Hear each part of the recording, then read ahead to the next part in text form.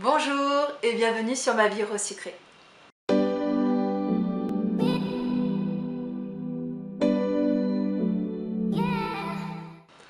Aujourd'hui, nous allons parler de l'importance de ritualiser le coucher de notre enfant. Car un enfant qui ne dort pas, ce sont des parents qui généralement passent une très mauvaise soirée, voire ne dorment pas non plus. Le rituel débute vers 19 h, tout dépend à l'heure à laquelle vous faites manger votre enfant. Il commence par un bon bain, voilà, donc donné juste après le repas, afin de s'assurer de ne pas avoir à le relaver une fois le repas fait, parce que généralement les enfants sont assez doués pour se salir en dehors du bavoir ou de la serviette. Le bain détendra ses muscles, le relaxera et cela le rendra beaucoup plus sensible aux premiers symptômes du sommeil. Une fois le pyjama enfilé, que votre enfant est au lit, il est temps de passer à l'histoire du soir. Généralement, c'est un moment qui est très attendu par l'enfant parce que c'est un moment qu'il va passer avec vous exclusivement. Sachez que même s'il est tentant de zapper ce moment, vous avez passé votre journée au travail ou ailleurs, il a passé sa journée à l'école, vous lui avez énormément manqué, naturellement l'inverse est évident, mais chez l'enfant c'est nettement plus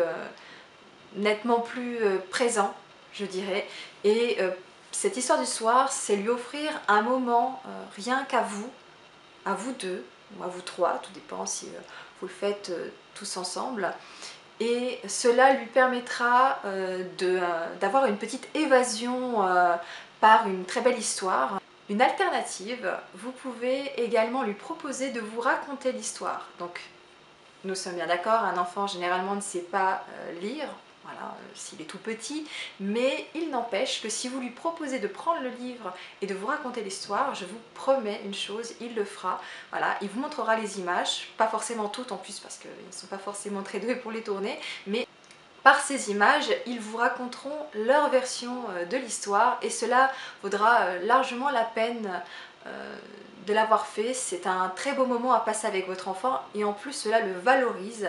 Il se dit voilà, je suis suffisamment grand aux yeux de mon papa, de ma maman pour avoir le privilège d'être celui qui raconte. Donc c'est un moment voilà, super à partager, c'est un point de vue intéressant aussi à avoir même si on ne comprend pas forcément tout ce qu'il nous raconte. Et voilà, cela lui donnera aussi suffisamment d'assurance aussi pour passer une bonne nuit après. Le moment des câlins et des bisous est venu.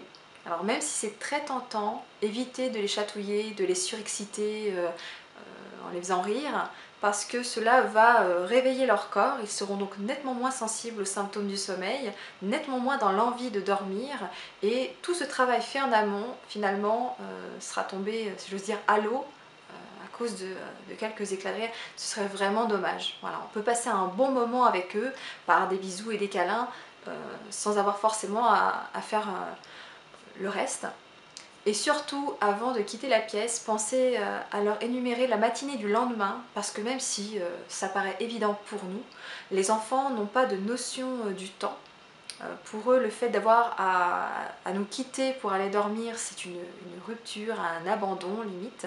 Et ils ont besoin qu'on les rassure, qu'on leur dise oui, il y a un lendemain, je ne t'abandonne pas, on se revoit demain. Nous, on se dit bon, ils le vivent tous les jours, donc ils sont au courant. Mais sachez que dans la tête d'un enfant, non, ce n'est pas une information si claire que ça. Ils ont vraiment besoin qu'on leur rappelle que oui, tout ira bien, ils passeront simplement une petite nuit et quand ils vont se réveiller, vous serez bel et bien là. Voilà. Donc n'hésitez pas à leur rappeler voilà, le petit déjeuner, l'habillage pour aller à l'école, le câlin du matin, naturellement. Toutes ces petites choses-là vont faire que cela va vraiment le rassurer dans le fait qu'il n'y a aucune raison d'avoir peur d'aller se coucher. Pensez aussi, si votre enfant a peur du noir, à lui mettre soit une petite veilleuse, soit à allumer la lumière dans une autre pièce. Mais faites attention à un détail, c'est que la lumière en question ne doit pas être visible depuis le lit de votre enfant, sinon cela pourrait l'aveugler. Je veux dire, même s'il ne la regarde pas directement, même s'il faut avouer que certains enfants ont tendance à le faire, hein, à regarder les lampes, pensez bien à faire attention à ce détail, quitte à allumer non pas dans une pièce directe comme un couloir, mais plutôt une pièce en face. Voilà. La lumière sera suffisante et une fois qu'il se sera endormi, vous n'aurez plus qu'à l'éteindre. Alors, si votre enfant se relève, surtout, ne vous fâchez pas. Mais alors, vraiment pas. Pour la simple et bonne raison que si vous lui offrez une réaction, quelque part, il aura gagné. Voilà, même si vous le disputez et que, je ne sais pas, vous le mettez au coin ou autre, il aura quand même le sentiment d'avoir une victoire parce qu'il aura obtenu de vous une réaction. Si votre enfant se relève, tout simplement, vous le prenez voilà, par-dessous les bras, vous le remettez dans son lit, pas de câlin, pas de bisous. Vous lui expliquez calmement, mais d'une façon claire, que voilà, le moment du dodo est venu, que c'est comme ça et pas autrement, et vous sortez. S'il continue à se lever, vous recommencez jusqu'à ce qu'il finisse par céder, parce qu'il cédera de toute façon. Et si vous êtes plusieurs adultes dans la maison à ce moment-là, voilà, plusieurs personnes, vous vous alternez de façon justement à ne pas être en proie au stress et donc pour ne pas risquer de finir par vous énerver. Voilà, c'est vraiment important que vous fassiez de cette façon. Vous verrez, il finira bien par céder de toute façon. Vous passerez enfin des moments agréables en famille, avec des amis ou seuls. Voilà. Vous allez enfin pouvoir profiter de vos soirées sans cris, sans chantage, sans crise de nerfs. Après, sachez que votre enfant aura peut-être besoin d'un peu de temps pour assimiler l'habitude.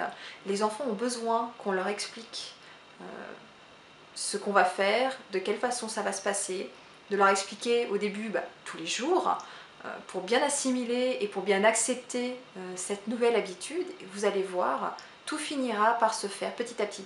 Il y a des enfants qui s'y font très rapidement, il y a des enfants qui mettent un peu plus de temps, mais de toute façon les enfants s'y font quoi qu'il arrive. Si vous avez aimé cette vidéo, likez-la, abonnez-vous. N'hésitez pas à me laisser des commentaires pour me dire ce que vous avez aimé ou non, quels sont vos rituels, qu'est-ce qui marche, qu'est-ce qui ne marche pas, les difficultés que vous retrouvez avec votre enfant, ce que vous aimeriez aussi peut-être voir traité dans les vidéos. Je vous invite à me retrouver tous les vendredis soirs et samedis matin et à aller faire un petit tour sur mon blog dont les coordonnées sont marquées là juste en dessous dans les commentaires. À bientôt!